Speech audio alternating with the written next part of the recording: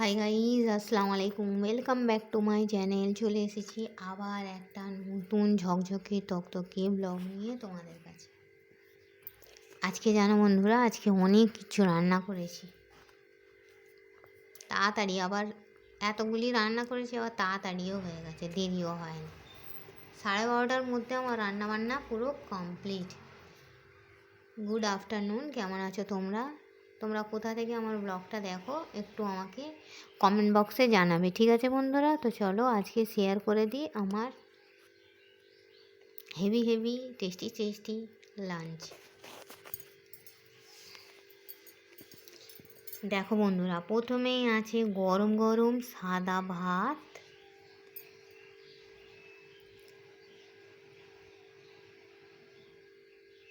আর আছে বেগুন ভাজা, আর আছে উচ্ছে আলু ভাজা,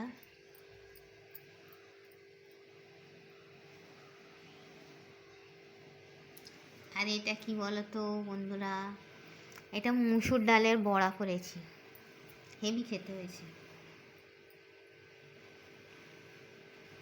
মুসুর ডাল বেটে পেঁয়াজ লঙ্কা ধনেপাতা দিয়ে একটা বড়া করেছি।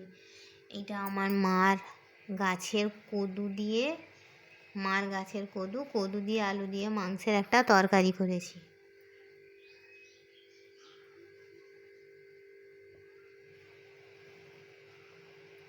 এত বড় কদু তোমাদের দেখালাম তো, কিন্তু রান্না করতে করতে কষতে কষতেই আলু সিদ্ধ হবার আগেই কদু গলে ক্ষীর। তরকারিটাও ব্যাপক টেস্টি হয়েছে, গাছের কদু তো তাই। আর এটা আছে স্বামী কাবাব।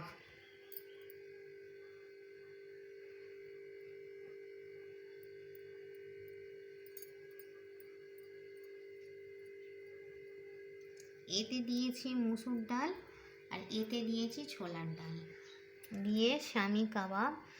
আর হ্যাঁ, খাবার পর আছে ফ্রুটস, অরেঞ্জ আর গ্রেপস।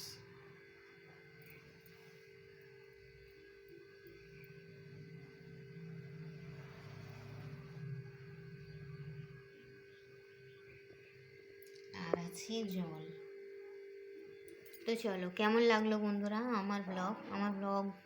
ভালো লাগলে, আমার ব্লগ ভালো লাগলে লাইক করবে, কমেন্ট করবে, শেয়ার করবে, আর সাবস্ক্রাইব করে আমার পাশেই থাকবে। তোমরাও এরা মুসুর ডালের বড়া বানিয়ে বাড়িতে খাবে, হেভি টেস্টি গরম ভাতের সঙ্গে হেভি। আজকে ভাবলাম যে পাতলা ডাল করব না, কিন্তু ডালের বড়া করব, তাই করেছি। তো চলো, এই বলে আমি আমার ব্লগটা ছাড়ছি। Thanks for watching. আর হ্যাঁ, কে কে খাবে চলে এসো।